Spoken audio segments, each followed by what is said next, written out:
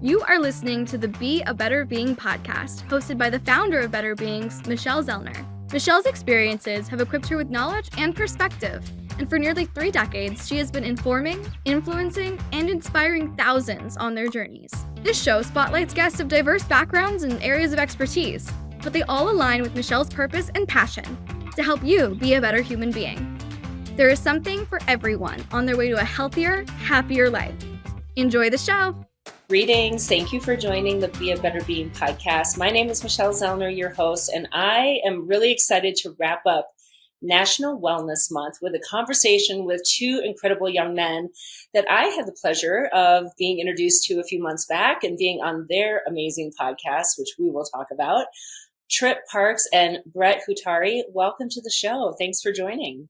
Hey, thanks for having us. Absolutely. So we are in 3 separate locations. We're going to do our best to not talk over each other. So we'll be doing some secret hand signals to let each other know who's going to talk and all the things. So listeners, if you are hearing a little overlap, just give us some grace.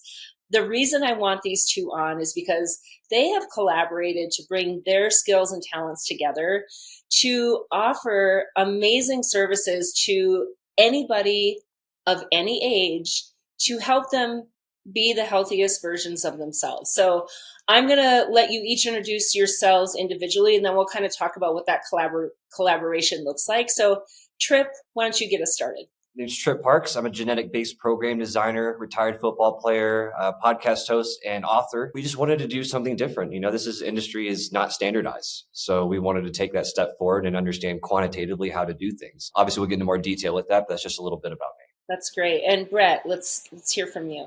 Yeah, thanks for having us on. I'm excited. Name's Bret Huotari. Owner of the company we have is called Ascend Performance Training. We're also hosts of the Health or High Water podcast. I'm a certified personal trainer for the last 15 years, specializing in seniors. And we do general population stuff, but we specialize in senior care, senior fitness, and longevity. I'm also a baseball instructor at Legends Baseball Academy, where I do private lessons there, as well as run some baseball camps for them, both for the physical portion of it, but we also do mental performance and lifestyle stuff for the kids to prepare them through sports as well, too. So that's some of the stuff we have going on. I know when you all had me on your show, we really connected on being athletes as youngsters, and that's something that has continued to drive your passion for this.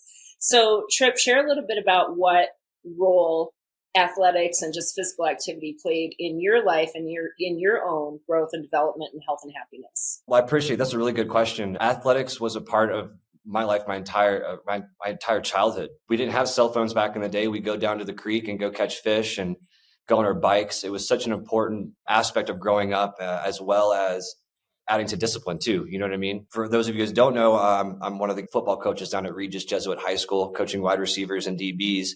And that experience when I played pro football helped me so much understand, again, the depth and the scope of the issues we got going on. I mean, you see professional athletes, out there, putting McDonald's down, and that's an issue. They're not treating their bodies right. So athletics, being in the gym, has really taught me everything that I've at least needed to know to help make this program that what we're doing. So it's just such an integral role. And as well as we learn so much from these youth sports, we learn ethics, we learn discipline. It's just sad that we're seeing a little bit of a dip in youth athletics. Yeah, Bret, how about you? Tell us a little bit about your background with sports and just physical activity growing up. Yeah, mine's a little unique. I was the youngest of 3. My mom was a master chief in the Navy, and my dad was a pilot in the Navy. So when I was about 4 or 5, he got me into baseball. That was kind of my sport. I played a lot of sports as a kid. I mean, martial arts, baseball, soccer, football, swim, pretty much every sport you can think of. But baseball ended up being kind of my trajectory. I played pretty much all year round, all the way through college. And then I eventually ended up trying out with the Reds. So baseball was pretty much everything my childhood was about. When I was in high school, I fell in love with wrestling too. So I got into martial arts and wrestling. So that was 2 of the sports. Got to be captain of the team, which was exciting. Got to learn a lot about being leadership and being a good teammate. And then after college is kind of where I took that journey and wanted to get into teaching other people, and where I first got certified. So that's kind of where my trajectory started, transitioning me into becoming a personal trainer. And I love the work that you all do with seniors. My parents are 80. I average their age. They are 80.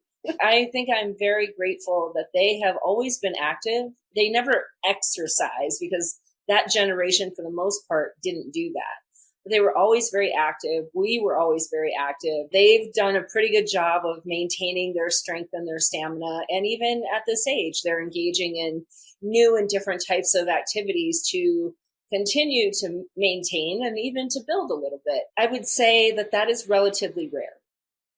And not only to still have parents who are very healthy and active as 80-year-olds, but they're still wanting to continue to, be as strong and healthy as they can be without some structured guidance. I mean, they get a little bit of chirping from me, but I'm not there cracking the whip for them. So what was it about working with the senior population that was really appealing to you, and why choosing to focus on that segment? So when I first started, it wasn't like I just chose to work with seniors. It ended up being, way back when I got certified, that was a lot of the population that was looking for fitness advice. They had injuries, they had shoulder injuries. That was the main population. And so, as I worked with 20s and 30s, the majority of the people that ended up looking for personal trainers happened to be 40, 50, 60. And then as I was in the industry over the next decade or so, it just started to gravitate that way. Now with Tripp and I, we've kind of taken that route as a big part of our business. We're both passionate about it. We both love it. I think it's, and he'll expand on this too, but I think it's an industry that really needs some love. Our aging population doesn't want to be treated like they're old, right? And they shouldn't be treated that way. Yeah, we need to protect them. We need to be safe. We need to be knowledgeable with our training and how we do it, of course. But they are as capable as anybody else, and we need to give them fun activities. And so, as we started to do more of this, we started to realize how much reciprocal energy they're giving back to us, how much appreciation we're getting. And so we talk about it all the time. We love it more every time we do it. There are days we go in and we're tired, we're exhausted, we've been training all day, and then we'll get in there and we'll leave the class with more energy than we started. And that's when we really realized that this was something that was giving us exactly what we were putting into it. And we started to develop that love for it. And so that's just where we were like, hey, let's put more energy into this. And Tripp is right there with me every time we're putting our best foot forward, because we truly feel that the aging population deserves this. And a lot of times they don't get it. Yeah, and to just expand on with Bret, and even the reason why we're here today, and I met Bret in the first place was, having to take care of my mom. Unfortunately, my parents did not take care of themselves. And I'm on the other side of the spectrum of, I had to go home and take care of my mom after her stroke turned dementia. And during that process, I got to meet a lot of other seniors and a lot of other caregivers in that system of, my parents didn't take care of themselves, and now I got to take care of them. Right. And that's a hard situation. A child should never have to change their parents' diapers. They should never have to help them swallow their foods. And a lot of this stuff is really easily preventable if we just make certain little lifestyle changes. But the problem is, a lot of us were screwed up with the food pyramid and other things like that for so long. Hey, I need 9 to 11 servings of carbs a day. It's like, well, that's not what we need to do. There's also so much false information out online. You have elderly people trying certain fad diets and all these other things. And just going through that, I got to see the scope of the problem. And, it was really incredible to meet Bret. He actually hired me while I was taking care of my mom. She actually made a guest appearance onto an interview when he interviewed me. She's kind of popping her head in, and I was like, no, not now, Mom, not now. But we kind of fell into this really, working with our first senior class, strength and conditioning. And we were like, wow, this could really be something we can make an impact on. Let's have more exciting classes. Let's bring some energy and let's make sure that they're moving safely, of course, but let's treat them like adults and do things that they want to do. Hey, boxing was a big interest at one of the first locations that we were at. It's blowing up now. People are loving it. I was like, what do you mean senior boxing? It's like, well, it's not what you think. It's not going to be a cage that comes down. It's just been so amazing for us, as not even just as a business, just as us being able to give back a little bit. Well, I love this shift of attitude and approach, at least from the two of you. I don't know how big this movement is, but I've always been of the mind that if somebody is capable to do the work, they should do the work. Now, I know in a lot of societies and cultures and generational, right? You should be taking care. I shouldn't allow my 70-year-old mom to carry her groceries. You should do that work, Michelle, because you're young and strong. No, I want my 70-year-old mom to carry her groceries so she continues to be able to carry her groceries. And it's such an interesting way that we think we're acting out of kindness. And I know that's where it's coming from, or respect, or whatever it is. And maybe that person likes to be taken care of, right? I don't want to carry my groceries. I want you to carry them for me. And yet, if you stop using your skills and your strength, you will no longer have your skills and your strength.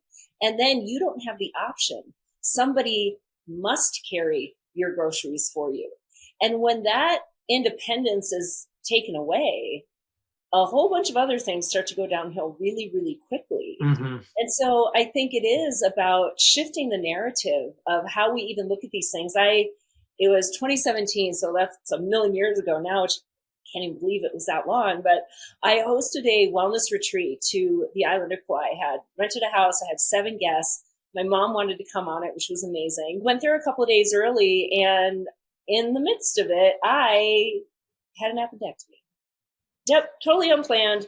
Arrive on the island of Kauai, violently ill for 12 hours. Oh, gosh. At some point, we're like, we should probably call 911. Oh, yeah, it turns out you have to have an appendectomy. I have guests showing up the next day for me to host a 1-week wellness retreat. Oh, my God. Right? Yes, it was fantastic. Well, so we do all the things. My mom is amazing. She was there every step. And of course, after you have surgery like that, you are instructed to not lift anything. So here we are going through Costco because I got to stock the house with stuff. And I have my, however old she was at that point, 73-ish-year-old mom, schlepping the big heavy things of water and all the things. And I am seeing a lot of looks come my way. Like the stink eye was everywhere. How dare you force your elderly mother to be schlepping all the stuff, right? And I observed that and I was like, well, it's okay because she can. She's capable. And I was so grateful that she was capable. Yeah. I could have done it. I wasn't supposed to. And so I decided to follow doctor's orders, which is something I'm not usually very good at doing. But it was such that in-your-face experience, because normally I wouldn't ask my mom to schlep those things. Mm-hmm. But of course, like if I'm not supposed to, then yes, you're capable. And that actually just made me even more adamant about, yes, you can do the work. I want you to do the work because I want you to continue to be able to do the work.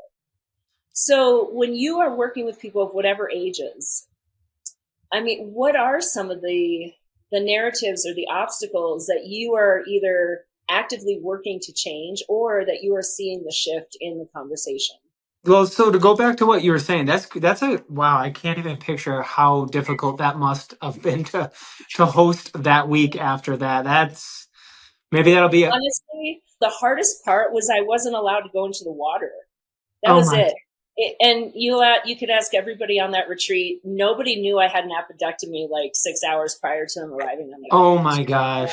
And I'm not saying like I'm like some superwoman. It was just, you had a thing, you did a thing, you get over the thing. The worst part was I couldn't go in the water because I had an incision, right? So the risk of infection, that was the hardest part of all of it. But yeah. And you put on, I'm assuming you have to put on a strong face and, you're going through pain, but that kind of goes into what we're talking about now. And these are all things Tripp and I have talked about. You mentioned, are you capable? And that's really, I think where all this stems from is our health can be a transient thing. We can be healthy one day, and there may be a day where it doesn't matter what it is. Maybe it's a day, a week, a month. It could be anything that could take our health away. It's our most precious, most valuable asset over any amount of money there is. And I'm healthy. I'm extremely healthy right now. And Tripp and I have this discussion all the time. If we have the capacity to take care of other people, there's going to be a time in our lives where we're going to need somebody to step up and help us.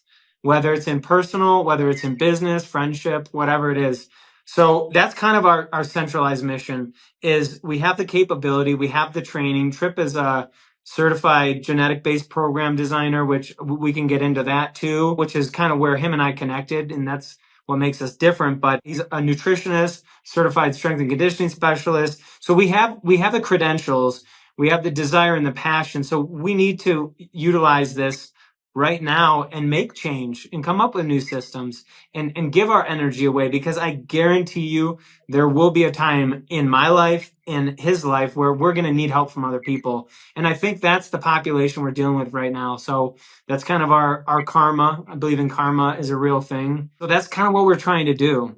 Very, very well said, Bret. 100%. It's for us really too, as well as building this program. It took a lot of moving parts, right? The genetic tests, the blood work. When I met Bret, he was really that missing piece to finish it all off, right? Putting it together. He was the recovery specialist. He was the workout specialist. All these things came together, this piece. And what we learned, that piece is perspective, right? We have to take an entirely different look at what our perspective is for health. We need to really define what health is for us, right? Does that mean that I look great? Probably not. Does it mean that, I'm losing weight on the scale? Well, what if you're losing muscle? What if it's fat? What is your body composition with that? We really need to redefine what health is and look at it through a different lens, right? Just because I go to a personal trainer and I go to a nutritionist doesn't mean that, my hormones aren't balanced. It doesn't mean that, but what about my sleep? What about my stressors? What about all these other things that actually color and paint a picture of what true wellness is? So for us, it's like, hey, let's look at health just differently instead, because we've done the same thing for years and years and years. Oh, let's try the carnivore diet. Let's do this and that.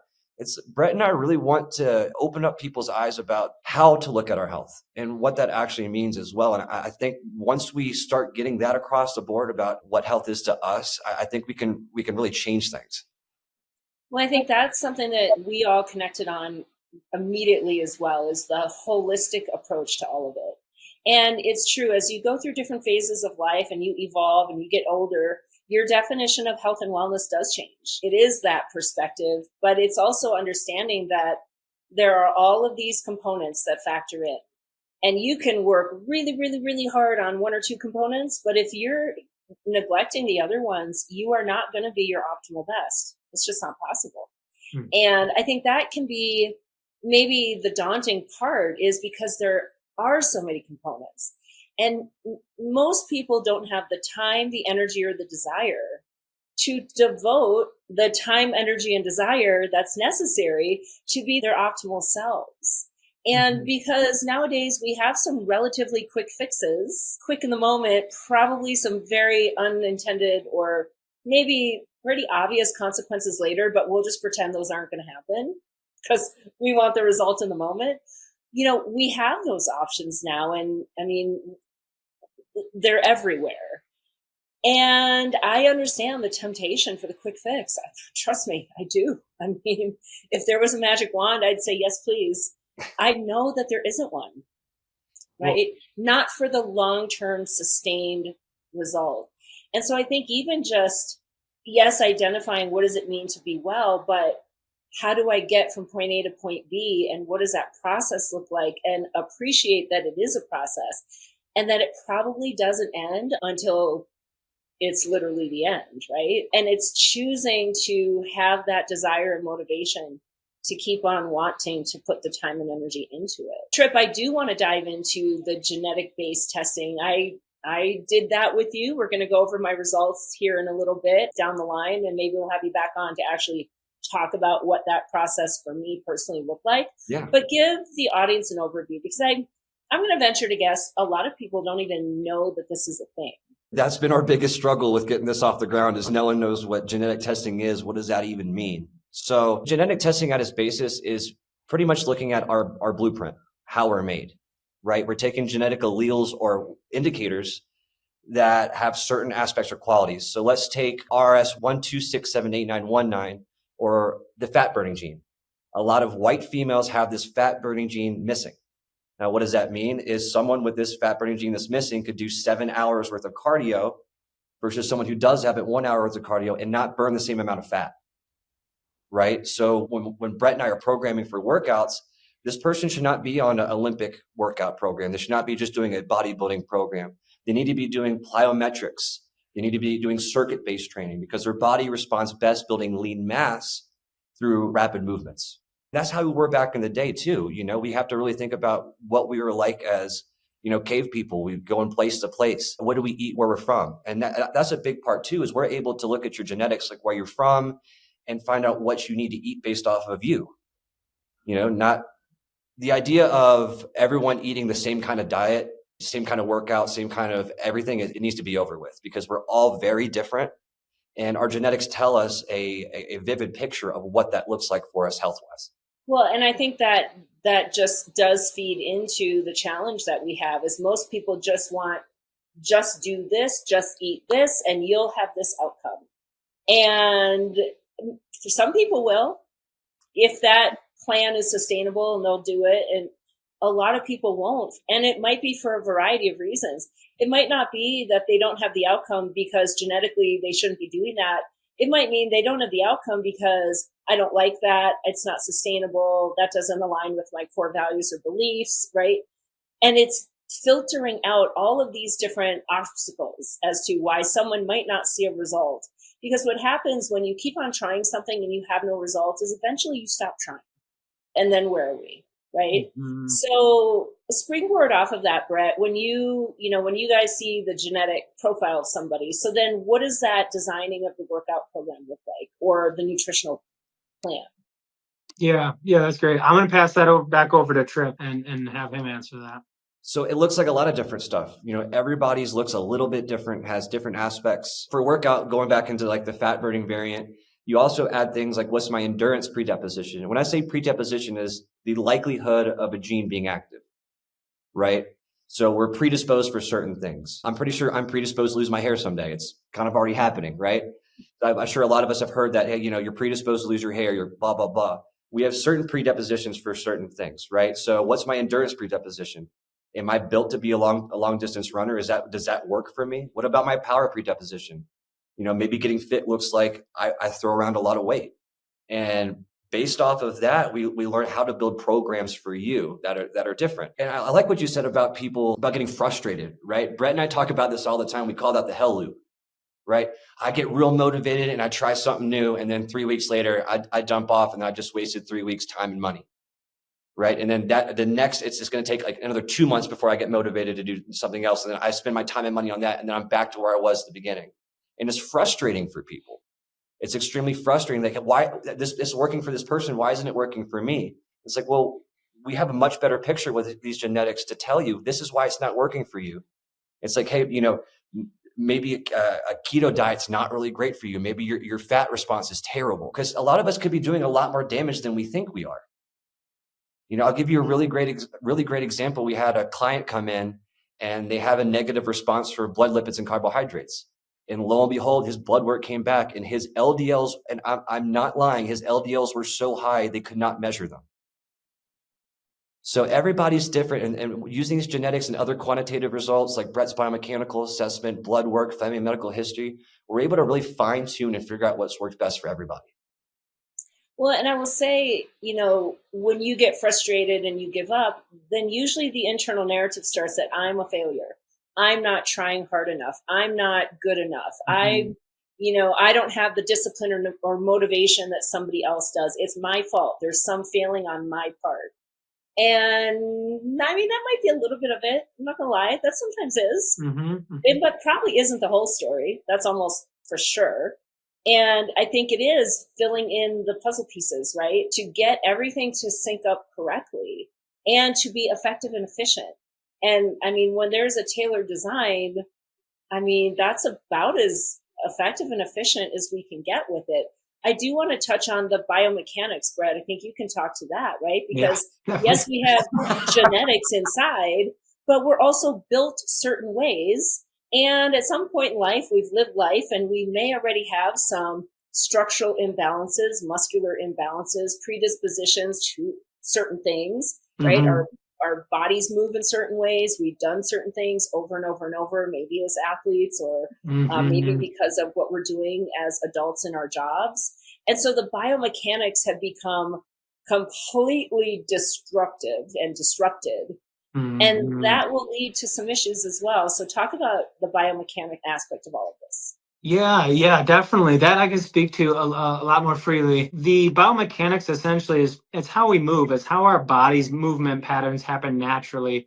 Our muscles are on our body and they're designed for a purpose. And that purpose is to have movement. And our movement supports what our body needs to do throughout the day, whether it be run or lift things over our head or jump or balance on one foot, extend a hip over to the left, whatever it is. We need to be using these movements in order to maintain them throughout our age. As we age into our 50s, 60s, all the way to 100, if we're not using these particular movements, we end up losing them.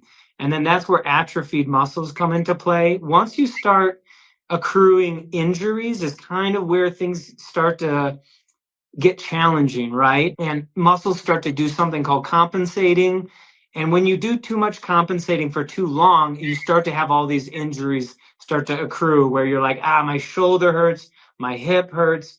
Well, there are lots of great ways to address these, through yoga, Pilates, different types of movement programs. So what we do and what I do especially is I look at the way somebody moves. I look at the way their structure of their body is, which muscles are dominant, which muscles are non-dominant, how their balance is, are they hinging appropriately? Hinging is a huge indicator of overall health, and most people don't even know what that means. And every baby knows how to do all these things, but we lose these over time. So Tripp and I's goal is to reintroduce genetics and this biomechanical assessment so we can understand not only the genetic side, but we can understand the movement side too and go, okay, you're totally not balancing on your left side. Or anytime you're squatting, you're putting 70% of your weight on the outside of your foot. That's why your knee hurts on the left side, because you had an ACL tear back in 2012. So we're trying to use these tools to draw a much bigger, detailed picture. Right now, health has a kind of a picture of our health, like a sort of a colored outline, right? With our program, what we're trying to do is fill in the gaps. We're trying to draw a much more detailed picture. And I think that's where this biomechanical assessment that we've come up with has done a great job of getting down to that next level of how someone's truly moving. So share, if you can, maybe some client stories. If somebody came to you in a certain situation and how you took them through a program and maybe what their situation is like now. I'll share a really short one, probably one of my most recent. I mean, I have a lot that are great to talk about. I'll share a really short one. A nice older gentleman, I want to say 60 maybe, came in with a lot of issues going on. There's a SI joint aggravation all the way up through his right side of his back. He's been seeing a chiropractor. He's got neck issues, lost mobility in the neck, is seizing up, constant chronic pain. I started seeing him about 7 months ago, and we've fixed his tennis elbow gone. He's no longer having issues through the right side of his back. His neck has increased range of motion by 17 to 25%. He's able to get back and play pickleball now 3 days a week. He's made all improvements. Now, he still has an SI joint issue we're working on, but we've literally started to focalize now the root cause of all these problems. Almost all the other injuries have totally disappeared. It's a huge success. We still have work to do, but it's great to see the progress, because when we see progress, that's when we reinvest energy. When we put energy into something and we don't see progress is where we fall off. So the whole game is about, can I make progress today? Tripp, how about you? Someone who was maybe on a path and things weren't working, came to you, did some genetic, discovery, and you reformulated a program for them. Any stories you can share? Yeah, 100%. Actually, one that you guys can check out. We have an episode on, shout out to Leslie Christensen. She's amazing. She's actually the first client after Bret and I left corporate. She came to me and she was one of a lot of people out there. She was frustrated. She came, I tried this, I've tried that. Why would this work? And I could see people being skeptical of this. I totally understand. It's something new. It's something new. But we got her genetic test done. We got her blood work done. We did the whole deal with her. She was the first one that we worked out this program with. And in the first month of us doing this program, she lost about 12 pounds of fat, gained about 7 pounds of muscle, changed her BMI. And that's all in a month. That's really healthy. Listen, it's not extreme, right? Hey, we're actually losing healthy amount of fats. We're gaining healthy weights, and really boosted her confidence. Like, hey, this is working, because we're attacking it from so many different sides. How's your sleep going? Are you seeing the hormone doctor? How's that going? What does your food journal look like? What kind of supplementation you take? Are you taking them regularly? Because we attacked her problem with so many different angles, it was almost like surrounding a castle with the army. There is no way that anything's getting out. right? So with her, it was truly inspiration too, because she was someone who was extremely frustrated, and she's been working this with Bret for over a year now. Yeah, sounds right. A year. About over a year, and she's just made so many amazing, changes. That's one of the ones that's closest to our heart. I love that story, and I'm going to just highlight, because I can imagine she did a lot of hard work, right? You don't just get your genetics done and get your biomechanic assessment and then wait around and it all solves itself, right? There is still a lot of hard work. You have to be willing to put in the work. But I know a lot of people will go and put in the work, but they're just not working in the right way. And it is one of the hardest things. And I deal with this when someone comes to me and they're, trying to maybe make better nutrition choices, and they share with me all the better choices they're making. And I have to dash their hopes and dreams and say, this is one of the hardest conversations to have, because I don't want to demoralize somebody, but I have to tell you the truth. The food company's job is to sell you food, and they're doing a great job by making you think that you're making a better choice. It actually isn't a better choice. And that's not your fault. That's just a lack of knowledge. And so I'm here to give you that knowledge, and that is my role. Now you have to go and make a different choice. But it's to your point earlier, Tripp, a lot of us, me, grew up on the food pyramid, and then that was followed by Choose My Plate, both of them awful. I mean, we won't get into the whole conversation of why the guidelines are the guidelines. People listen to me enough, my stance on all of that. We have to get back to educating ourselves and empowering ourselves to make critical thinking decisions, not just believe what the Instagram influencer tells me, not just believe what the USDA tells me I should eat, not just believe what the pharmaceutical company tells me I should take to lower my LDL. Like, we should have to do some critical thinking on our own. And I know that's hard, because that is kind of a full-time job all in itself. It requires you to be curious, to seek out sources and resources, and, not just trust, because the government said, or because this hospital said, or because this, school, this big medical school said. Trust me, there is always somebody funding that research. Money talks. That's all you got to do is follow the money.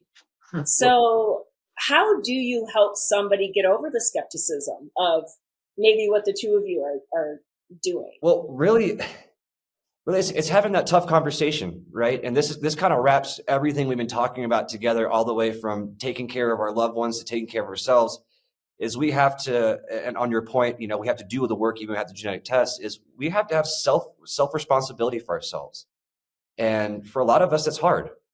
Whether, hey, I don't want to give up my drinking over the weekend. Hey, I love my Big Macs, or whatever you have. It's understanding that we have to have responsibility for ourselves. Like, hey, telling that person that has those unreadable LDL levels that their A1C is high and they're pre-diabetic.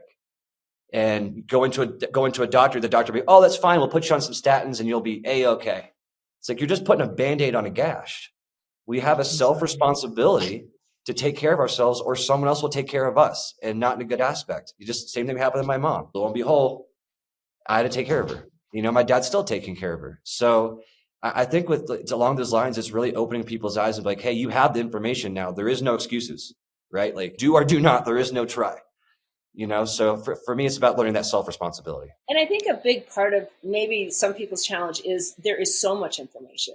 And how do you know who to trust and believe, right? And so I don't trust or believe anyone, so I'm not going to do anything. And sometimes that can be the obstacle, because you think, well, I'm fine. Look, there's nothing wrong with me, so why should I change? Not recognizing that who you are today is not going to be who you are 5, 10, 20, 30 years from now. Yeah. Even if you don't make changes, but probably especially if you don't make changes. Yeah, so something big about this question that you just asked is we can't change people's minds. We're not in the business to change people's minds. And there are people who are unhealthy who just don't have an interest or desire or passion to get healthy. And honestly, that's fine. If that's how they truly feel and that's how they want to live life, that's great. But there are a large amount of people that do want to get healthy and just don't have the answers and the motivation. There's a lot of information out there. Who do you trust? There's not one way to do it. CrossFit isn't the answer. Pilates isn't the answer. Yoga is not the. It's not. There's no one size fits all that is going to solve all your problems. It's literally one foot in front of the other. That's how this happens. And then having somebody who's knowledgeable, who you trust, who's there, who's going to guide you along the journey so that you don't get stuck in a rut. Getting stuck in a rut is the worst thing that can happen. That's where you get demotivated. So that's Tripp and I's job is, we're facilitators of programs, but more we want to be mentors. We each have our own personal journeys that we've been successful at and stuff that we work on a daily basis too. So it's great to have us, to use us, to shine the light along the way of their journey. That's kind of our goal. So yeah. Well, and I would say if someone's gone down a path and it isn't working, right? They're not getting results. There is a reason why. So it's about being curious enough to choose to continue to explore that reason. Before we officially wrap up, anything that you want to share? Bret, you have anything, any baseball camps or stuff coming up? No, thanks for having us on this podcast. This has been great. The more I do these, we have our own. The more we do these, the more I love talking about it. I think the three of us together have great conversations. I'm sure we probably could have talked for a few hours on topics like these. So thanks a lot for having us. Really appreciate it. Glad to be here. And if you want to find out more information from us, you can look us up on ascendperformancetraining.com. Reach out to Tripp or I. We'd be glad to talk to you. Yeah, we'll definitely put all of your information in the show notes. And Tripp, any final parting words? Yeah, I just want to say thank you to you and your audience for listening to us and honestly just taking the time to try to better themselves, right? They're listening to this podcast right now, like, hey, what can I do to better myself? The first step is, like Bret said, put one foot in front of the other, and we're just appreciate the time and energy that you and your audience put in today. Well, you all are both very gracious. I am fortunate that you are literally down the block from where I live. Tripp and I are going to connect to go over my results of the genetic test. I want to see what this looks like when you put a program and a nutrition plan together for me and compare to what I currently am doing for myself. And I am definitely due for a biomechanical assessment after having gotten 2 new hips in 2021, hoping to not have to get any other new joints at some point future in my life. I think a biomechanical assessment is a great job. It's a really great idea. So I will be doing both of those things, and then we'll have you back on the show. I love to teach from a point of experience. I'm always a guinea pig for myself. And I want to be able to, kind of share and relate what those experiences are like with the hope, of course, of inspiring someone to do it for themselves so that they too can get to that better place. So thank you both for what you're doing. You are both very young. So I do chuckle when you're like, he's an older gentleman. He's 60. And I'm like, it's only 8 years older than me, but that's okay. It's cool. I get it. It's all relative. But we need youngsters like you spearheading these things, because some of us who've been doing this for a long time, we also get stuck in our ruts. And we do what we know what we do. And, we're not always exposed to all the latest and greatest. So I love having this generation in my circle to help keep me informed of all the things that are available out there. So thank you to both of you, and we'll definitely get you back on to talk about some of the details.